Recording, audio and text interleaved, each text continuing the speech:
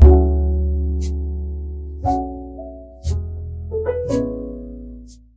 you ever thought as to how or why humans and animals survive on this planet we call home? Or have you ever thought about how specific species don't go extinct or overpopulate either? Or maybe how it is within our power to create superhuman beings through epigenetics? Well, with proper etiquette, research, study, all of this is possible.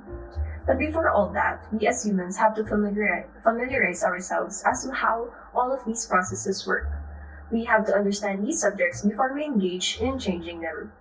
And we are here to teach you and show you about the biogeochemical cycle, or also known as the water cycle, invasive species, and of course, epigenetics. So let's start the biogeochemical cycle.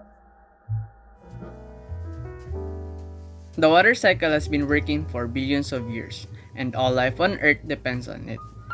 The Earth would be a pretty stale place to live without it. So, what is water cycle? The water cycle shows the continuous movement of water within the Earth and atmosphere.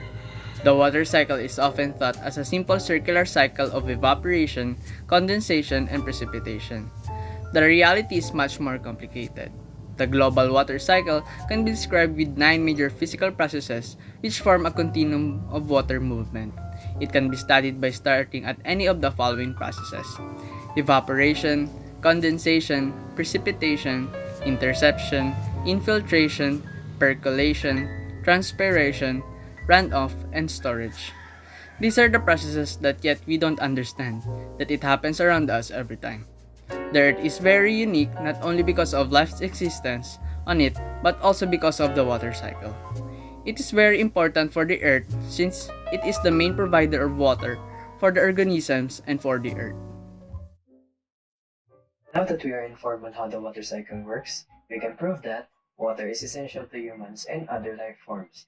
Water is used in agriculture, where humans cultivate crops to produce food, and innovation, where we provide access to utility resources such as electricity. But have we ever thought about what would happen if we continue to excessively use water resources? Most of us do not realize that as the human population increases, so does the need to extract water resources to supply current demands.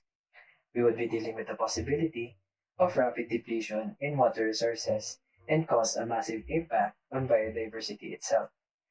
One of the anthropogenic effects in water cycle includes deforestation, a man-made activity which all plant life is eradicated through illegal logging, resulting in exposure to floods during rainfall.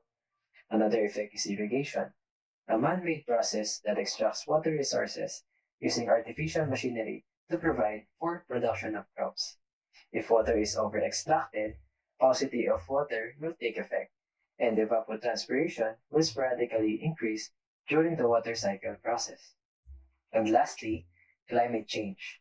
The cause of impact is due to us humans, excavating natural resources, producing airborne chemical compounds such as burning of fossil fuels, which increases carbon emissions into the atmosphere. In return, it leads to a sea level rise since the global temperature is high. It melts glaciers and ice sheets, resulting in a small but significant change in elevation. Le Chatelier's principle is named after a French chemist, Henri Louis Le Chatelier. He states that the system and equilibrium that is disturbed by determining factors such as temperature, concentration, and pressure will result in a new equilibrium state as a response. In this case, the principle can be applied in the ecosystem, in which disturbances can be considered as an event or force, and these disturbances are the judge of what an ecosystem's shape will be. Disturbances can either be minor or major, in which can be determined by their varied change towards the ecosystem.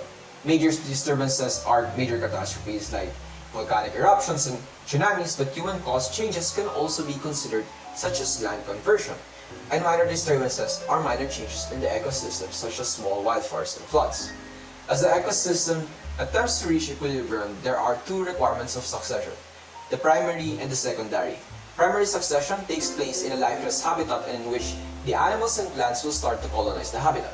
The primary succession has happened already from the start of the time, when the habitats did not have any animals and plants to start with.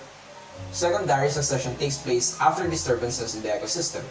A habitat may seem lifeless after a major disturbance, but a primary succession would not be necessary as nature heals itself. Animals who migrated temporarily due to the major disturbance will come back after that disturbance. The plants may have been cleared out as well, but the soil will still be fertile and seeds will naturally grow. Habitats may not seem as full of life from the start, but we know that nature will start to heal itself after disturbances. How does invasive species affect the water cycle?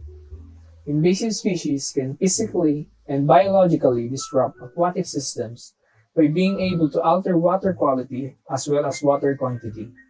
This is through invasive species affecting the timing of runoff, erosion, and sedimentation that also affect the physical processes that involve water availability in general. So, the invasive of hydrologic cycle. So, it is the water cycle, both surface water and groundwater are connected to the hydraulic cycle, essentially the lifespan of drop of water. So, the water evaporates to become clouds, the clouds condense to become rain and snow, and so on. But each of these components, be it a solid, gas, or liquid, inevitably remains part of the water equation and are recycled from form to form and from use to use.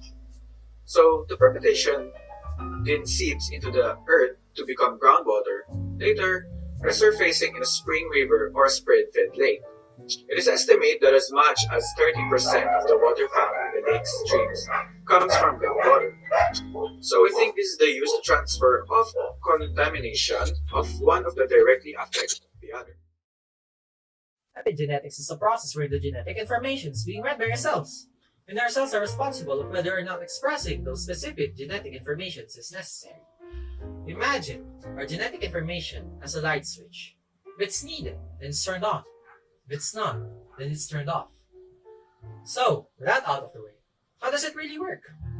We know that a part of how this process is done is either by adding or removing certain DNA tags.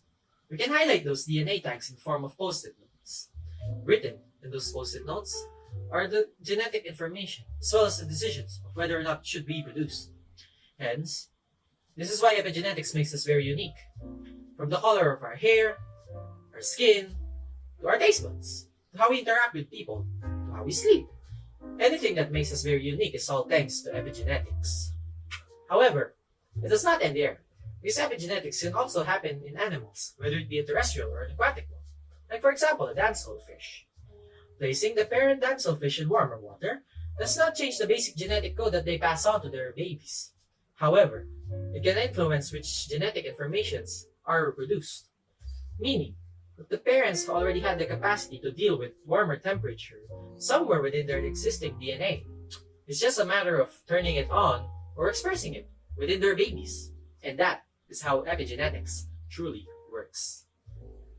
The water cycle is a process of constant movement of water where change in the state of matter happens.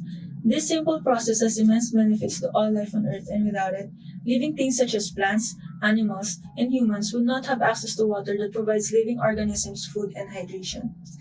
This reliance on the water cycle makes this process essential to meet human needs. As the human population grows, these needs grow over time as well, and later on create an anthropogenic impact to the environment, which leads to the exploitation of the environment to harvest its natural resources. Disregarding its destructive effects can have negative impacts, not only to humans but also to certain species and the environment.